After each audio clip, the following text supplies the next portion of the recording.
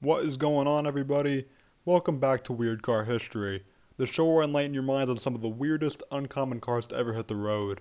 Last episode we analyzed the Lexus HS250H, and for episode 6, I present to you one of the rarest and most unknown SUVs of the 2010s, the Saab 94X. In this video you'll find out how a Swedish car produced by an American brand that was manufactured in Mexico had one of the shortest production lives of all time for any common road vehicle. For some perspective on the 94X's rarity, there are approximately 800 94Xs ever produced. That's only about 400 more 94Xs than Ferrari Enzos. But if you're new to weird car history, here's the drill.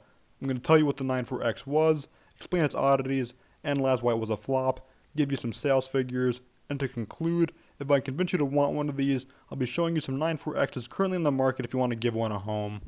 Alright, so for some background information.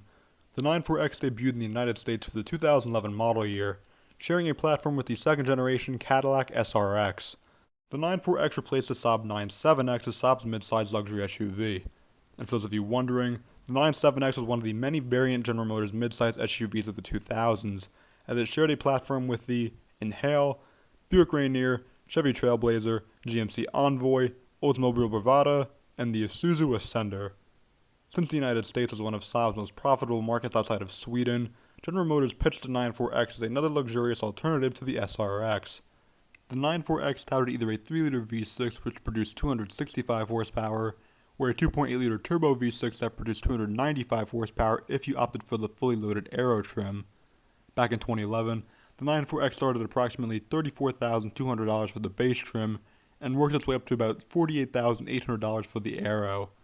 To translate in terms of inflation, the base trim would cost approximately $44,450 in 2022, while the Aero would cost about $63,400. So among the 94X's weird features included these blue headlights, which were a cool feature but probably blinding to other drivers late at night. Beyond the blue headlights was its unique interior, which was fittingly angled toward the driver and featured a relatively large screen for an SUV in the early 2010s. Aside from these features, higher trim 94Xs were offered with panoramic sunroofs, and for those of you who don't know, every Saab model has their ignition on the center console, and fittingly, the 94X carried this tradition along with a push button on their center console. As mentioned earlier, the 94X shared a platform with the Cadillac SRX, and as you can see, despite the shared platform, these two vehicles had distinct interiors, not having much in common with one another. It appears that General Motors really tried to distinguish the 94X from the SRX, that is, until Saab went bankrupt. I will say though, I think the 94X design could still fit in the present SUV market, as this design has aged really well for a car that launched over a decade ago. So why did the 94X fail? Well, before we get into that, let me give you a brief history lesson about Saab, which will eventually lead to the 94X's messy demise. Again, the 94X was produced by General Motors and shared a platform with the Cadillac SRX. So why was a Swedish car being manufactured by GM in the first place? Well, in 1989, GM bought a 50% stake in Saab and became co-owners within the company. 11 years later in 2000, GM gained complete control of Saab, so every Saab made from 2000 onward was actually a General Motors vehicle, and just touted the Saab badging to carry on the legacy.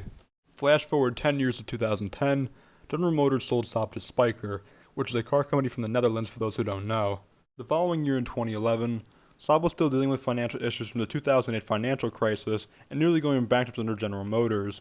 Now with a subsidiary company of Spyker, Saab filed for bankruptcy after a potential sale to a Chinese company was blocked by GM just a few months after the 94X's original release. So really, the 94X didn't fail on its own terms, but instead got dealt a really bad hand and got dragged into the car graveyard alongside the Saab brand itself. Well, as I mentioned at the beginning of the video, the 94X barely sold at all. Although the sales numbers will vary by source, the source that I have used for every previous weird car history video lists the 94X's US sales at 267 units in 2011. The highest I've seen from any source was a little over 600 units, and this may have considered worldwide sales. In terms of total lifetime sales, the 94X ranks dead last in the totem pole of cars featured on Weird Car History, and I highly doubt that record for least sales will ever be broken. Considering the fact that you're 85 times likelier to see a Kia Borrego, or 23 times likelier to encounter an Acura ZDX than a 94X, and that there were a significant amount of supercars that sold more than 267 units, the 94X truly is a rare find. I myself have never seen a 94X in person, but hopefully I will eventually stumble upon one. Alright, so if I convince you to want a 94X of your own, you have a vast selection of 10 options to choose from nationwide in the United States, according to Car Gurus as of July 10th, 2022. The lowest mileage you can get is about 77,000 miles, with the highest touting approximately 166,000 miles. The best deal I saw was about $8,000 for a 3-owner, 111,000 mile 94X Premium offered in black and featuring the 3-liter V6. If you want the sporty, fully loaded 94X Aero, the best deal I saw was about $19,000 for a 1-owner, 114,000 mile 94X Aero offered in Zodiac Black Metallic and featuring the 2.8-liter turbo V6.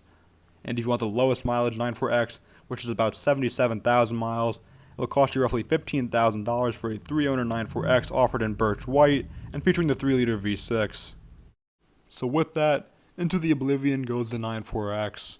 I think the 94X had strong potential in the growing crossover and SUV market, but unfortunately, GM's financial woes dug the 94X and Saab itself into the ground. While it's a shame that the 94X never really got past the starting block, its sudden discontinuation has made it a luxurious relic for those who haven't forgotten it. I mean, think about it. The fact that this SUV is rarer than most supercars is pretty cool, and most people who own them probably have no idea that they're driving one of the world's rarest production cars. Anyways, if any of you watching own a 94X, I would love to hear stories of personal ownership and reliability, so feel free to enlighten us in the comments below. Thank you so much for watching the 6th episode of Weird Car History. Please let me know what you liked, what you didn't like, let's hear any feedback that you have.